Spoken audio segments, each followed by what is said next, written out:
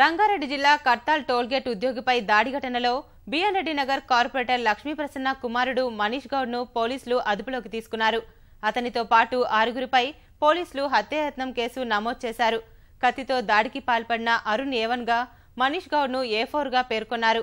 Kadthal tollgate వద్ద కారును ఆపి టోల్ ఫీజు అడిగినందుకు అక్కడి ఉద్యోగిపై దాడికి దిగారు. మనీష్ గౌడ్ బిఎన్ రెడ్డి నగర్ కార్పొరేటర్ లక్ష్మీప్రసన్న తెరాస ఎల్బీ నగర్ నియోజకవర్గ ఇన్ఛార్జ్ రామ్మోహన్ గౌడ్ కుమారుడు కావడం గమనార్హం. దాడి సమయంలో బాధితుడు తన చరవాణిలో దృశ్యాలు చిత్రీకరించాడు. రాత్రి 9:20 గంటల సమయంలో మాకు ఫోన్ కాల్ వచ్చింది.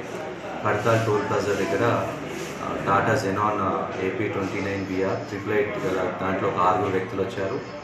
6 వ్యక్తులు వచ్చేసి ఏదైతే మెయిన్ ఎంట్రీ ఉందో ఆ ఎంట్రీ కాకుండా దాని పక్కన బ్యారికేడ్స్తో క్లోజ్ చేసిన ఎంట్రీ ద్వారా బ్యారికేడ్ని తొలగించి అక్కడి నుంచి వస్తూ ఉంటే అక్కడున్న సూపర్వైజర్ ఎవరైతే ఉన్నారో మాదారం మహేష్ వాళ్ళని ఆపేసి మెయిన్ ఎంట్రీ గురించి రావాల్సిందిగా వాళ్ళని కోరడం జరిగింది. ఆ క్రమంలో వాళ్ళ మధ్యలో గొడవ జరిగింది. అప్పుడు ఆ కారులో ఉన్న 6 వ్యక్తులు దిగేసి ఆయనని కొట్టడం జరిగింది.